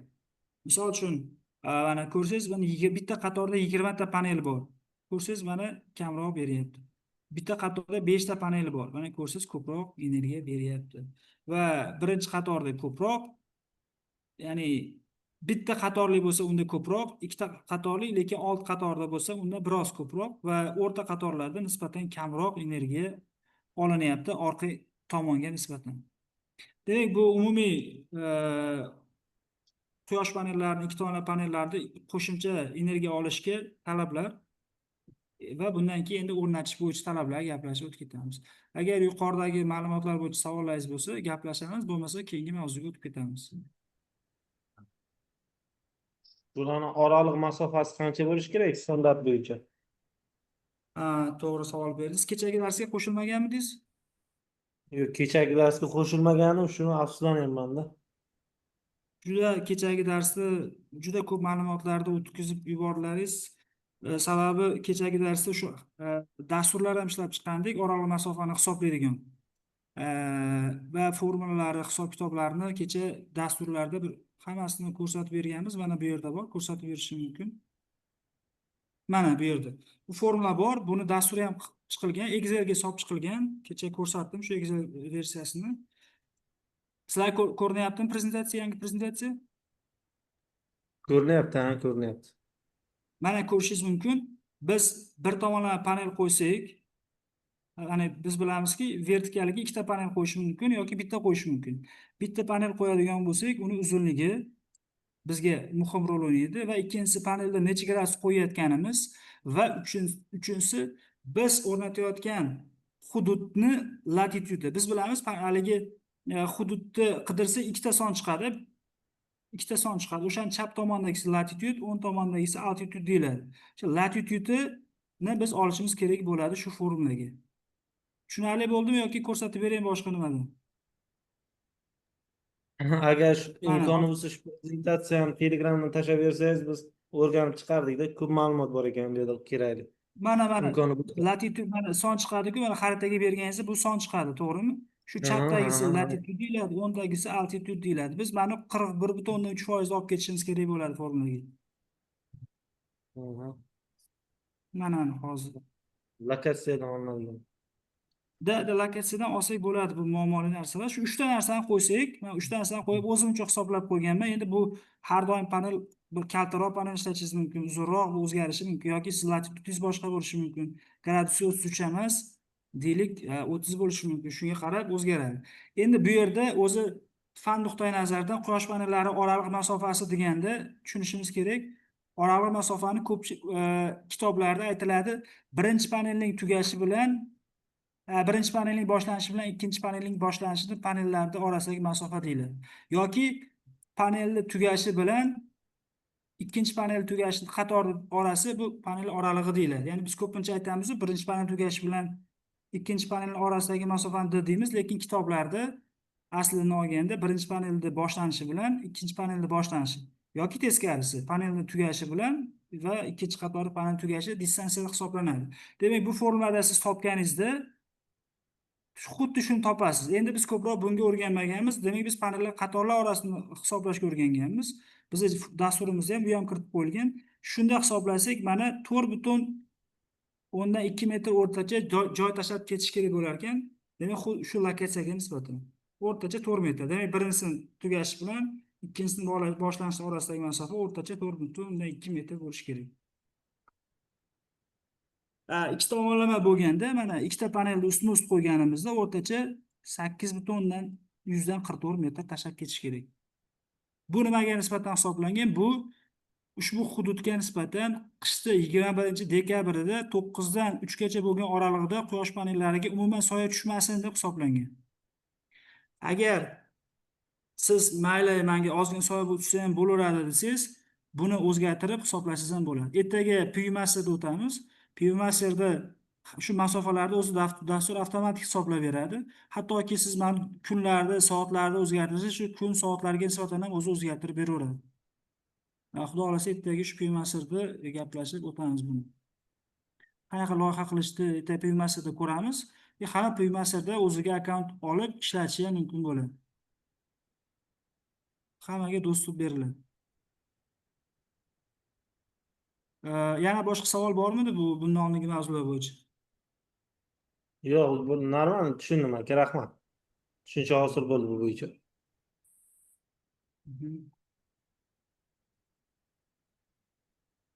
Demak, panellar o'zi 3 xil qotirilishi mumkin. 3 xil usulda. Birinchisi mana boltlik, boltlar orqali. Ikkinchisi zajim krepleniya deymiz. Krepleniya ya'ni zajim orqali. Uchinchisi ham bolt ham zajim orqali ikkalasidan foydalanib ishlatishimiz mumkin. Savol bo'ldimi?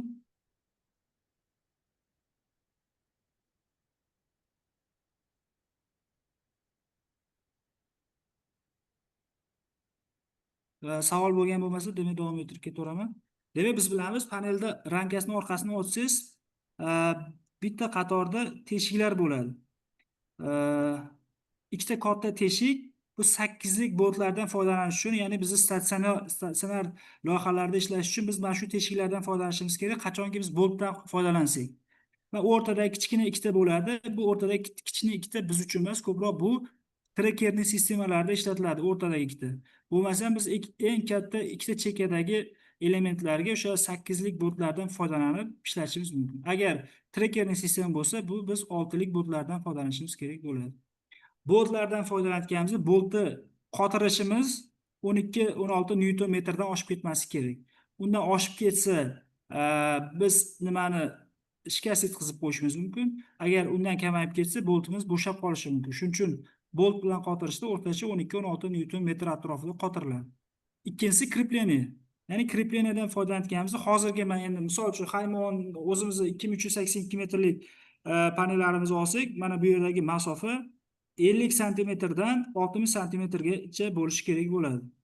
Demak, 50 santimetrdan 60 santimetrgacha joy tashab, xuddi shunday o'rnatib ketsak bo'ladi krepleniyalarni. Qisqish deyiladi o'zbekchasiga, shu ko'rinishda o'rnatib ketsak bo'ladi. Va biz o'rnatayotganda krepleniyani qotirilishi o'rtacha 8-12 Newton metr atrofida bo'lishi kerak bo'ladi. Va bu hozir video ham bor, videoda batafsil ko'rsatilgan. Va uchinchisi, yuqorida aytib o'tganimdek, ham krepleniya, ham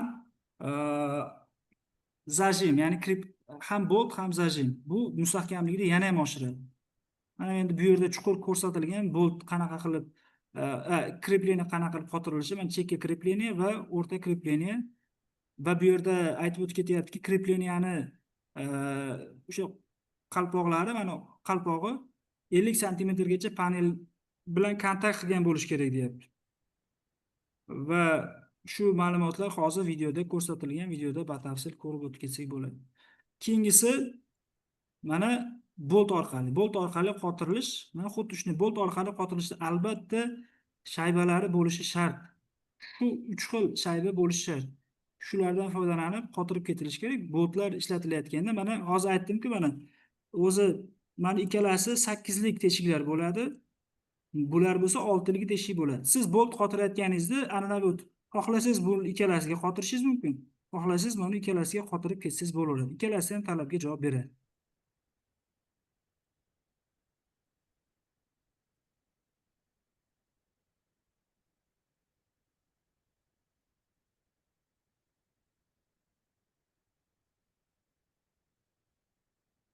Va uchinchisi, mana biz aytayotgandek, ham bu yerda nimadan foydalanyapti, ham mana bu yerda krepleniyadan foydalanyapti, ham boltdan foydalanyapti. O'rtasida ham krepleniyadan foydalanyapti, ham boltdan foydalanib ketyapti. Va bu shamol ta'siri yuqori bo'lgan xavfli hududlarda xuddi shunaqa qilib ikkala versiyada ishlatib ketish mumkin. Bunga kompaniya ruxsat bergan.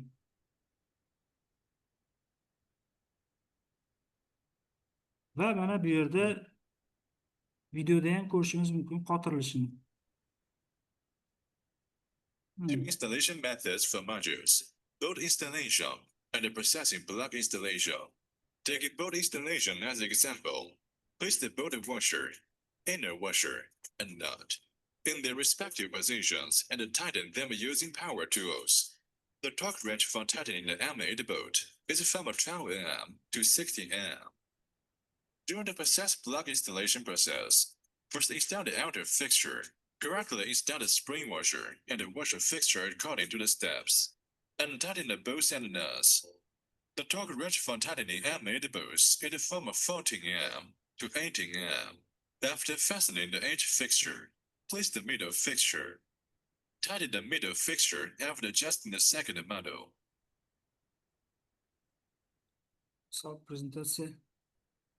Prezentatsiya ishlamay qoldi. Bular bo'yicha videolar bor, kanalda joylanadi. Hozir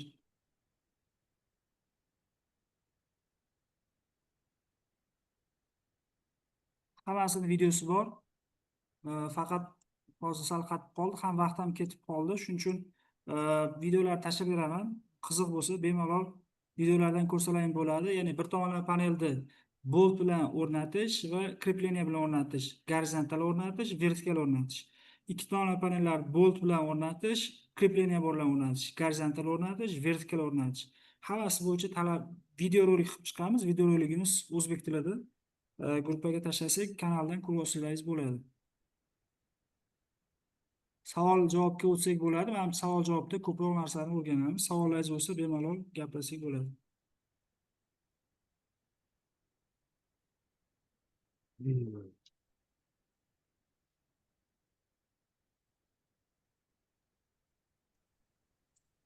Qotirish bo'yicha savol bor. Aha. Mana bir gaplashganimizda yonma-yon taqab qotirib bo'lmaydi, oynasi sinib ketishi mumkin deyilgan edi. Bu toz bolt bilan kirib qotirganda ham baribir mustahkam ushlaydi-yu, o'sha holatda sinmaydimi oynasi? Kengayib toraganda. Ha, tushundim men sizni.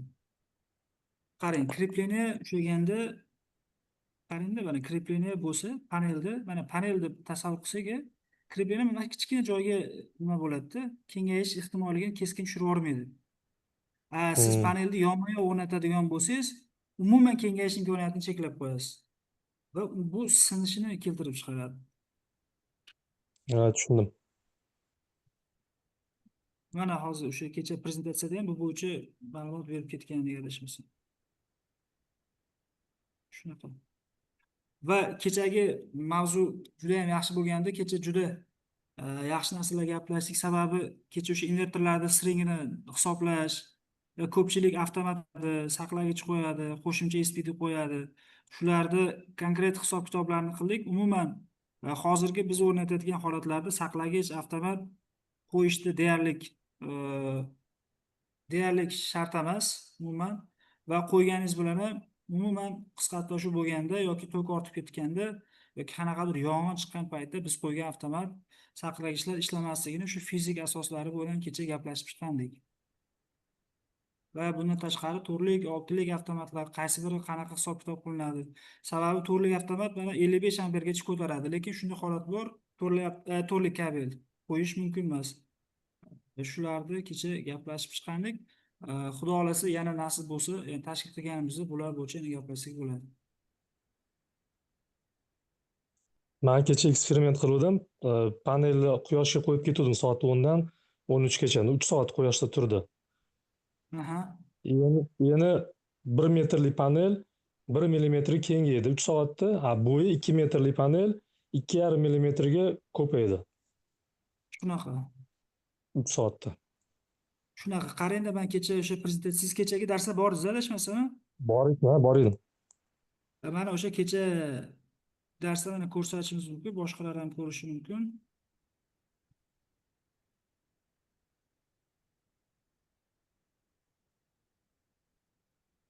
Mana. Mana misol uchun shuni ham katta kompaniya o'rnatgan. Bizning texniklar buni talabga javob bermaydi degan. Misol uchun qarang mana panelni umuman yopishtirib qo'ygan.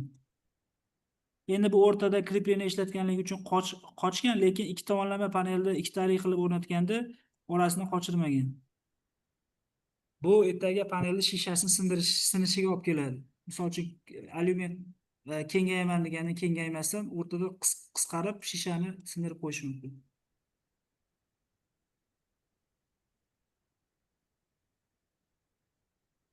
Yana bir savol. Hozir bozorda alyumin krepleniya bor и tunukadan yasalgan krepleniya bor. Shu mana shu holatda tunukalisi yaxshiroqmi deymanda, egiluvchanroq sal. O'sha mana hozir prezentatsiyada ham ko'rsatib ketdim. Bizni kompaniya tomonidan talab qo'yilayotganda mahalliy sharoitlardan kelib chiqib hisoblansin deb ketgan mana. Mahkamlagich materiallari mahalliy muhitga qarab tanlansin degan. Shundan kelib chiqib tanlasa bo'ladi. Rahmat. Manda ham bitta savol bor edi. Hozir panellarni kengayishi bo'yicha aytdingiz-ku, biz ko'p joylarda panellarni tekkizib qo'yib ketyapmiz-da, naves qilib avtoturargoh uchun. Demak, bu holat xavfli bo'lishi mumkinmi? Panellar ertaga yozda sinishi mumkinmi? Tekis qilib qo'yish deganda qanaqa tekis qilib qo'yish bo'lyapti? Yopishtirib demoqchimisiz? Yopishtirib qo'yilyapti-da, даже germetik bilan qo'yilyapti suv o'tmasligi uchun. Qarang, bu yerga qo'yayotganingizda mana o'rtaga germetika qo'yapsiz, ancha joyida qochgan germetika bilan qo'yapsiz. Da. Lekin yopishtirganingiz yo'q. Yo yopishtirib turib ozmo joyi ochilsa, keyin germetika qo'yyapsiz. Yo'q, to'liq germetika surtib yuzasiga keyin yopishtiryapmiz. Endi menimcha shu germetikaga ham bog'liq. Sababi germetika issiqda, misol uchun ozgina kengayish imkoniyatini beradigan bo'lsa, unda zarari deyarli yo'q. Agar germetika kengaymaydigan bo'lsa, bu zarar beradi hozir aytganimizdek. Keyin hozir panellar uchun yangi panellar chiqyapti, ya'ni xuddi shunaqa avtoturargohlar uchun o'rtasida maxsus o'zini nimalari bor, ya'ni qotirgichlari bor va yonlarida qotirgichlari bor. Mana o'rtada shunaqa maxsus panellar chiqyapti. Lonjida ham yaqin orada chiqib qoladi bunaqa panellar. Rahmat.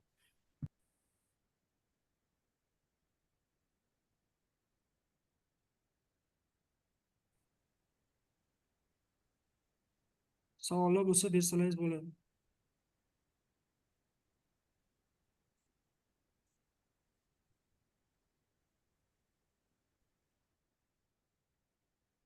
Ana tomga moslangan panellar bor ekan-u, tomga o'rnatiladigan. O'shalar olib kirilmaganmi O'zbekistonga? Tomga o'rnatiladigan deganda qanaqa panel?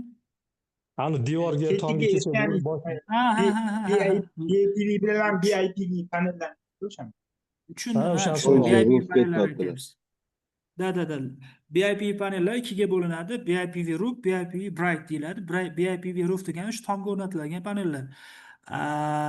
BIPV bright degani o'sha fasadga o'rnatiladiganlar. O'zbekistonda faqat adashmasam Lonji tomonidan olib kirilgan bu mana yangi O'zbekistonda tushgan stadion bor-ku, stadionda nima tushdi-ku, stadion emas, sport maydoni tushdi, shu yerga qo'yilgan. Endi BIPV departament Lonjining alohida bo'limi, biz alohida bo'limimiz, lekin shulardan eshitishimiz bo'yicha shu Lonji panellari sotga qo'yildi. Faqat oddiy aholi yoki oddiy tadbirkorlar hali olib kelgan yo'q BIPV panellar. Narxi nechi pul ekan o'shani rufi? Xarakteristikasini почти bir xil ekan oddiy panellar bilan. Narxi biz aniq narxini bila olmaymiz, sababi alohida departament, lekin taxminim bo'yicha 5-10 barobar qimmatroq yuradi standart panellarga nisbatan. Sababi uni konstruksiyasi ichida bo'ladi. Tom ham tunikasi bor ekan. Bitta bo'ladi. Shunaqa ikkalasi bitta bo'ladi. Rahmat. Gapirsam bo'ladimi? Bo'ladi. Bizda ham shu endi bizdan korxona ishlab chiqaruvchi hisoblanamizda, bizda ham shu anaqa bor, O'zbekistonga olib kirganmiz. Oz miqdorda realizatsiya bo'lgan. To'g'ri aytdingiz, juda narx jihatidan sal bozorboproq emas u panellar. Keyin u panellarni to'g'ri aytyapsiz, konstruksion jihatdan ustanovkada ham sal qiyinchilik tug'diradi, chunki o'sha yopish anaqa ustanovka qilingan hisobiga. BIPV panellar bo'yicha ham bizda o'sha o'zimizni ishlab chiqarishimiz bor. Aynan shu nimaga BIPV panelli O'zbekiston sharoitida endi ketmayapti desak sal aniq bo'ladi. Klientlarga to'g'ri kelmayaptiki, o'sha rang berganni hisobiga, ustidagi teksturani hisobiga ularni KPDsi nisbatan pastroq ancha. Shunaqa, shunaqa. Rangi hisobiga, keyin ustiga dizaynerskiy baribir arxitekturniy решенияni hisobiga tekstura so'rashyapti. Teksturani qo'yib hammasini qilib berganimizdan keyin 400 vatli panelni 180 dan 220 gacha beradigan bo'lib qoladi. Buni hamma tushunishi kerak, что fasadga o'rnatilayotgan panellarni maqsad elektr energiyani ishlab chiqarish, fasadga integratsiya qilish. Lekin ular so'rayotgani men qo'ydimmi, men 400 vatli qo'ydim, misol uchun 400 vatlini nima yarmisi ishlayapti deb o'ta qimmatligini hisobiga klientlarga sal tushuntirish qiyin bo'lyapti hozir. Shunaqa. To'g'ri. Lekin zo'r kelajakdagi решениyalar, chunki hamma yangi zdaniylarga baribir energiya effektivность bo'yicha, keyin nima deydi? Ana H naqalar bo'yicha, talablari bo'yicha hammasi bilimliklar bo'yicha talab qo'yishyapti, energiya effektivность ta'minlansin deb. O'shanga baribir shu panelda integrированный panelda, fasadga tom integrированный panelda birinchi o'rinda O'zbekistonda juda o'zini nima deydi? Внедренияsiga erishadi deb o'ylayman, yaqin kelajakda. To'g'ri. Misol uchun o'zi hozirgi standart panellar o'zi ham misol 3-4 yil oldin deyarli iqtisodiy jihatdan ham o'zini uncha oqlamagan va odamlarning uncha qiziqishi yo'q edi. Majburlikdan qo'ygan aksariyat odam bo'lmasa deyarli ko'pchilik qiziqib qo'ymagan. Xuddi shunday BIPV panellar ham hozir qimmat. Ommaviy ishlab chiqarish ko'paygandan keyin birinchidan narxi tushadi. Ikkinchidan bizda ham misol uchun deylik o'sha dizayn uchun ishlayotganda bir vaqt o'zida qo'shimcha elektr energiya narxi keskin ortib ketadi. Misol Yevropada ko'rsangiz tom yer devor ko'rinishidagi joylarga ham yoki ozgina salqin bo'lib qolsa ham qo'yib ketaveradi. Qo'ymagandan ko'ra foydalanib ketay, ozgina bo'lsa ham olib foyda qiladigan ma'noda ketadi. Xuddi shunday BIPVlarda ham kelajakda foydalanish ko'payadi, lekin hozir haqiqatda effektivligi juda ham past. Hozirgi kunda BIPV panellarda rangidan kelib chiqib, to'qroqlari 14% va ochiqroqlari o'rtacha 21-22% atrofida foydalanish koeffitsiyenti. Va buni yana siz devorga qo'ysangiz, uni to'g'ri janubga 33 gradus qilib qo'ya olmaysiz. U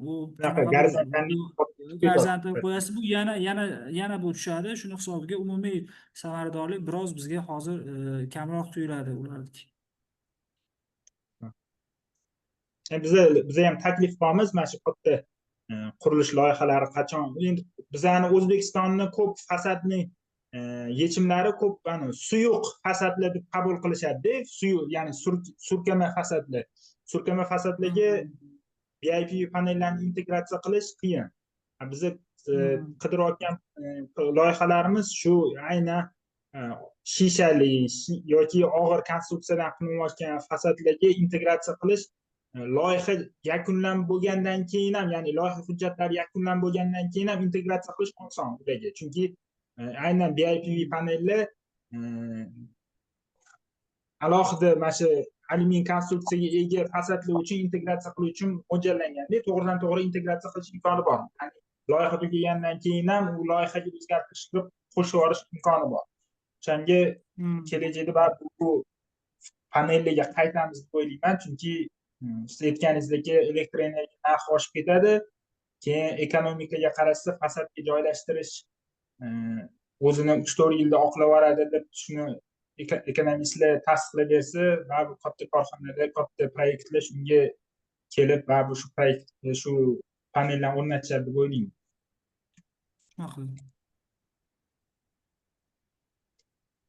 Yana savol, fikrlar bo'lsa, bemalol bersalaringiz bo'ladi.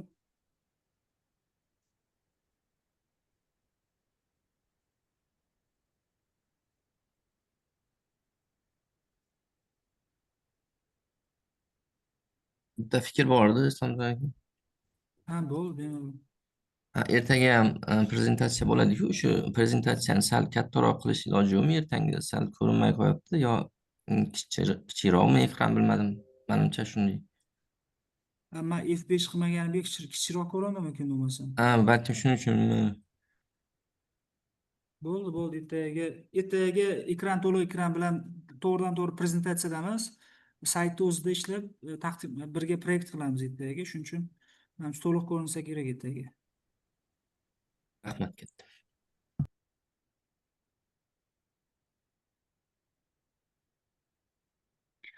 Keyin sizlardan shu bitta iltimos bor edi. Agar malol kelmasa, o'zi ko'rdilaringiz, kechagi darsda ham va bugungi darsda ham materiallar ancha murakkab materiallar olingan. Shu aytganimdek, o'zi ko'p ma'lumotlar sekret hisoblanadi. Shuning uchun videoga ham olib ko'pincha bularni chiqaramiz. Ba'zilari tarqatish mumkin emas, ba'zi materiallarni. Shunaqa materiallar bor, ko'p tahlillar bor, lekin shunda ham odamlarni jalb qilish bir qancha qiyin bo'lyapti.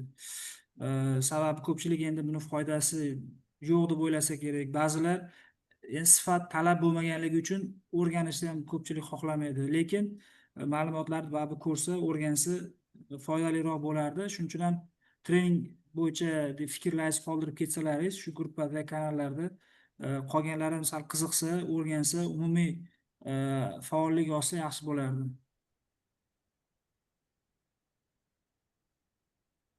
Bo'ldi.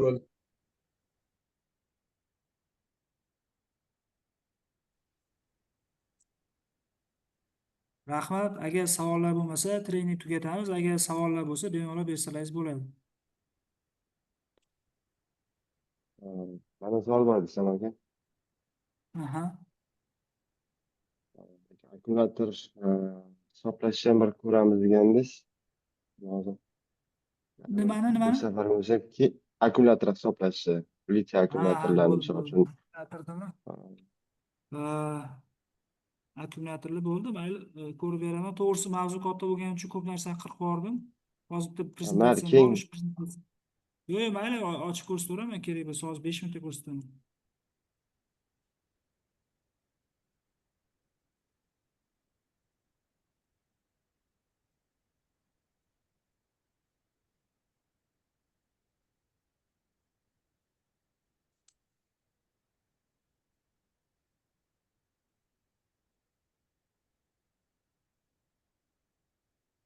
Hozir shu prezentatsiya ochilib ko'rsataman.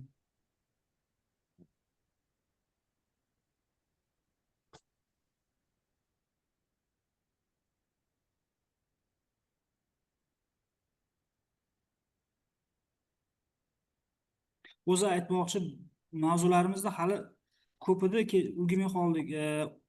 O'rnatishdagi xatolar bo'yicha mavzularimiz bor edi. Keyin sistemani inspeksiya qilish bo'yicha ma'lum prezentatsiyamiz bor edi. Ya'ni bizda ko'pincha o'rnatilgandan keyin ketiladi. Zazimleniyasi, ishlab chiqarish generatsiyasi, har bir stringdagi to'ki kuchlanishlar tahlili yoki bo'lmasa AC kabellar, DC kabellarda izolyatsion qarshiligi, keyin ularning hotspotlari bo'yicha inspeksiya deyarli kam holatda qilinadi. Shular bo'yicha ham taqdimot bor edi, lekin menimcha ma'lumotlarimiz sal ko'payib ulgurmay qoldik. Mana bu yerda batareyani hisob-kitob qilish bu yerda ketgan. U paytda prezentatsiya ingliz tilida bo'lgan, tarjima qilinmagan, tushuntirib ketishim mumkin. Batareya qanday hisob-kitob qilinadi?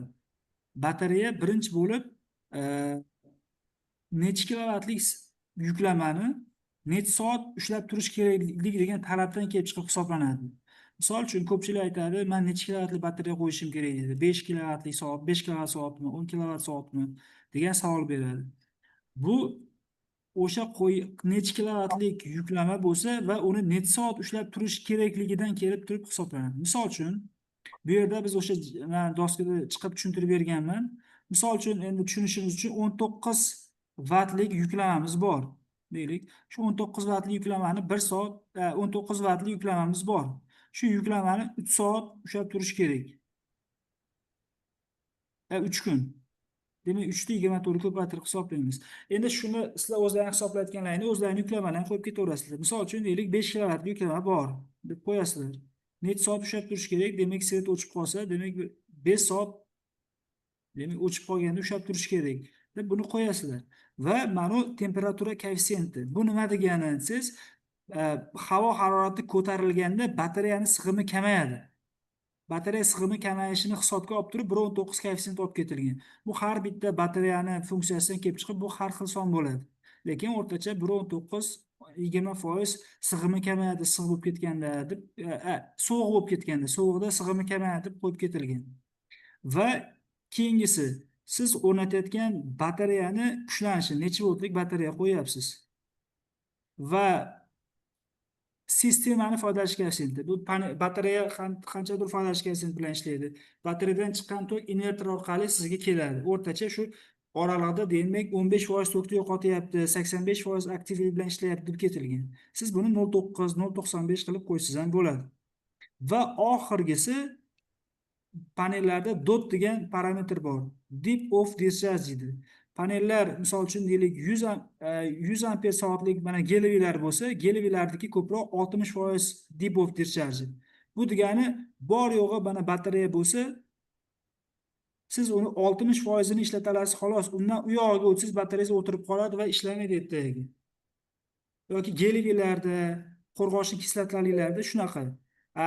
Litiy-ionlarda bu ko'rsatkich 95% gacha yetadi. Ya'ni 95-100% gacha yetadiganlar chiqqan hozir.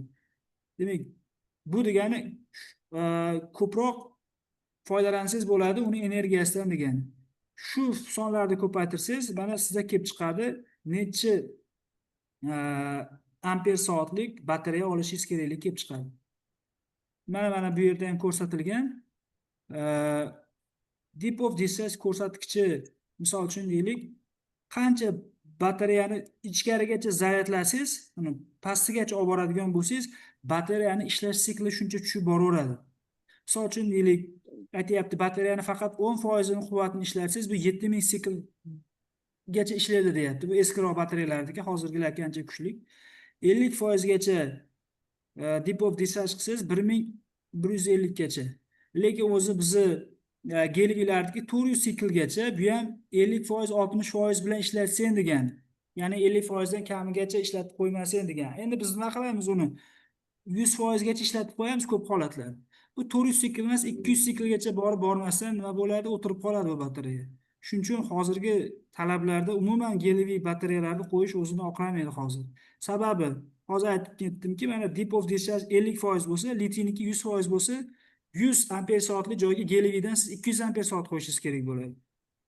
100 amper soatli litiy-ion bilan 200 amper soatli litiy-ion solishtirsangiz, narxi deyarli bir-biriga yaqin bo'lib qoladi. Shunda ham 200 amperli gelevingiz misol uchun 2 yil yo 3 yil ishlasa, litiy-ionlar 5 yildan 10 yilgacha ishlaydi. Shuning uchun ko'p gibrid stansiyalarda muammo bo'lyapti, effektivligi past deyilyapti. Asosiy muammo o'sha batareyadan kelib chiqyapti. Shunaqa hisob-kitob qilinadi. Demak, bu yerda inglizchasi bor. Agar mabodo tushunmasangiz, aloqaga chiqsangiz, men buni o'zbekcha qilib sizga tashlab beraman.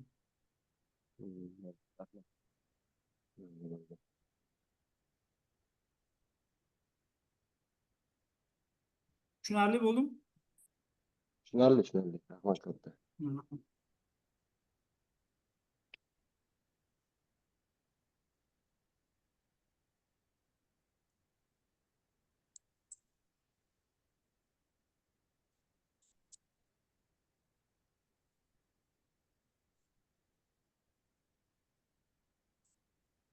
Savollar bormi yana?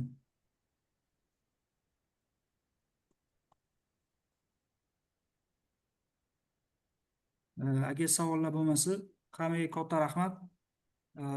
Abdurahmonov Abdurahmonov emas ekan. Akbar Urakov zapis qilyapti ekan va Samijon. O'sha zapislarni faqat o'zlaringiz uchun ishlatinglar, iloji bo'lsa kanal gruppalarda tarqata olmanglar. Hammaga katta rahmat, sog' bo'linglar. Rahmat katta. Rahmat sizga. Rahmat sizga ham, Islomjon. Sog' bo'ling, rahmat.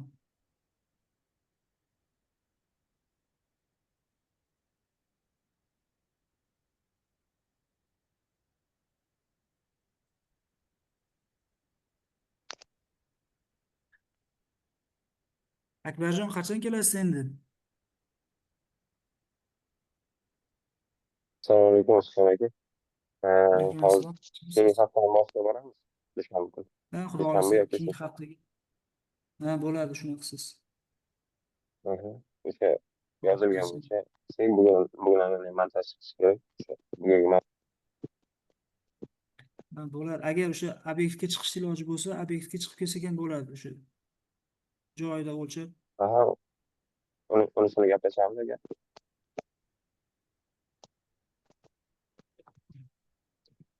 Yoki nimaga? Xo'p, xo'p.